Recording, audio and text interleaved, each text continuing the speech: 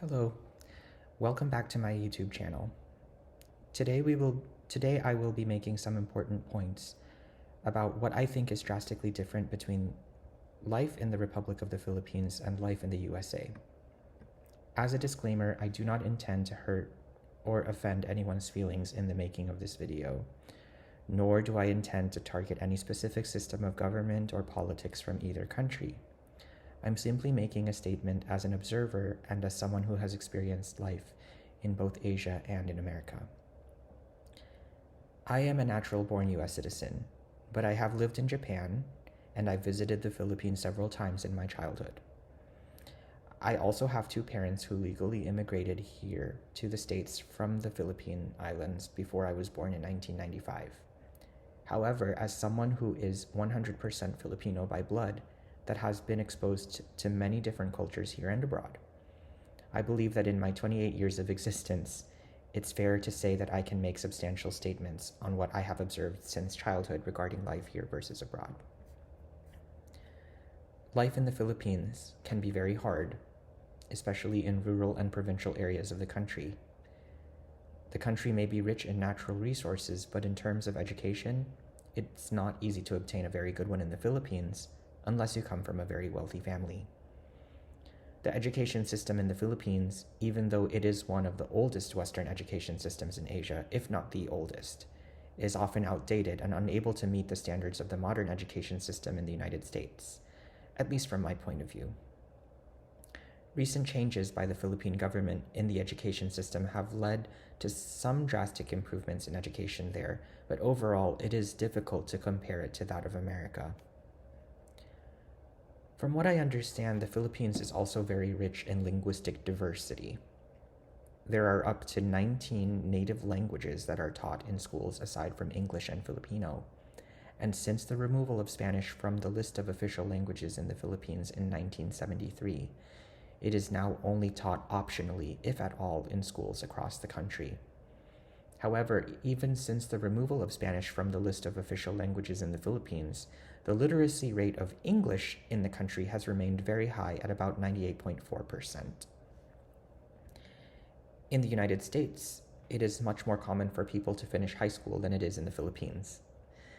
Recent statistics have shown that while 89.8% of Americans have high school diplomas, only about 19.1% of Filipinos have high school diplomas, while 34.9% of Americans have college degrees of some sort. Only about 12.8% of Filipinos have college degrees. As also, from what I understand, and from what I have learned from family, there is not a whole lot of social mobility in the Philippines, especially compared to the United States. While education opportunities in the US allow for upward social mobility among working class and lower class citizens, it is much harder for Filipinos to work their way up in society compared to in the United States. Transportation in the Philippines is also much different to that of America.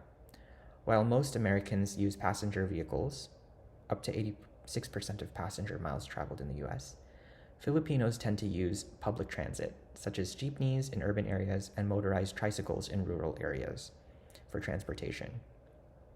It is also not uncommon for people to walk to their destinations, as that usually does not involve a fee.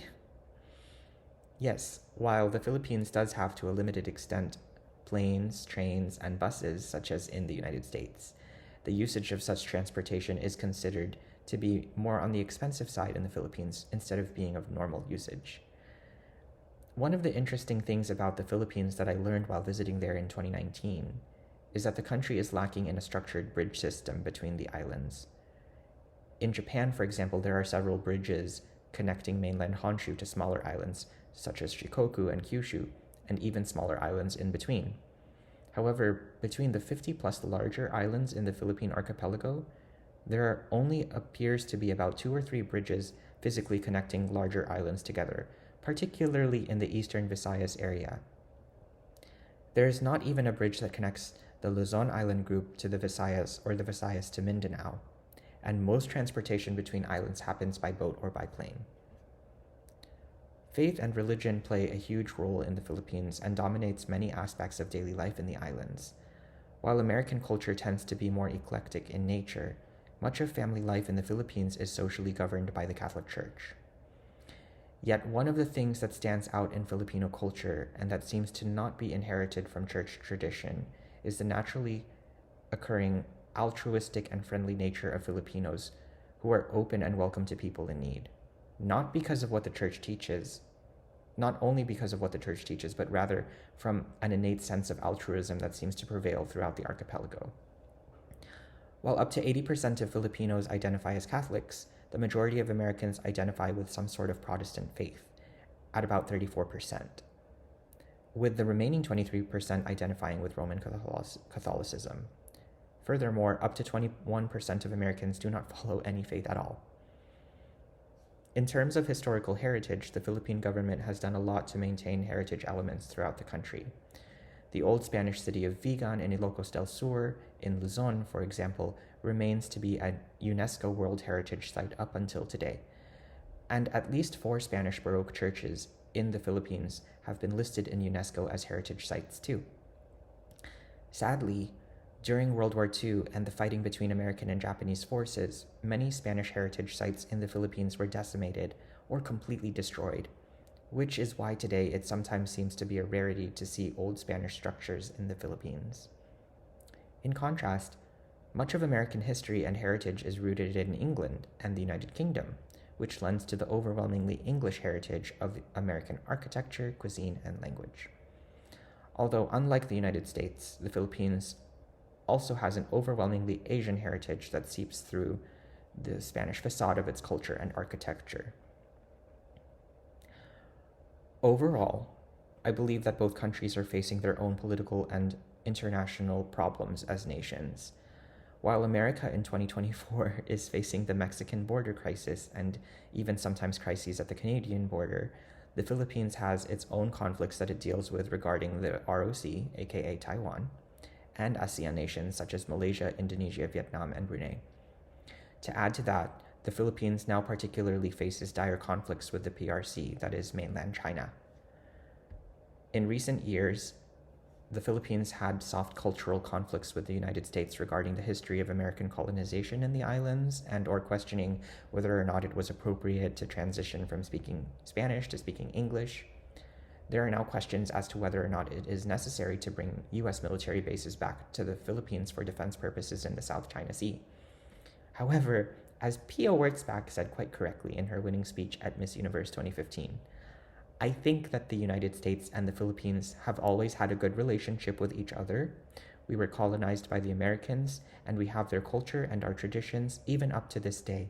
And I think that we're very welcoming with the Americans. And I don't see any problem with that at all. Politically, however, in terms of conservatism and liberalism, the Philippines is very similar to the United States in the sense that the nation is often divided between what is practical on either side of the political spectrum. There are those who, for example, absolutely believe in free speech, are open to gay marriage, or support higher taxation for the wealthy. Generally, however, the Philippines is a rather conservative country. It is one of the last of the Spanish colonies to revolt from Spain, and throughout all of the many different social-political interruptions that Filipinos face throughout history, it is still a predominantly Catholic nation. As of 2021, I have gained Philippine-American dual citizenship in Washington, D.C., which means that it is possible for me to live in either country at the moment. However, I will admit that the strain that grew between the Philippines and America since 2016 needs to be lessened in the coming years as tensions between the PRC and the Philippines continue to rise up until today. I will end this video with this, however. There is nothing to be ashamed of in being Filipino. Yes, the Philippines has a long history of being colonized and invaded by many countries up to now. But what makes the Philippines strong as a country is not what the individual Filipino says or does, but rather what brings the Filipino nation together as a community and as one family. Filipinos are stronger together rather than alone. Echoing what Abraham Lincoln had said in 1799, "Let us trust God and our better judgment to set us right hereafter. United we stand, divided we fall." Let us not split into factions which must destroy that union upon which our existence hangs. I believe that this attitude is relevant to today's Philippines more than ever now. Thank you. Maraming salamat, and mabuhay Filipinas.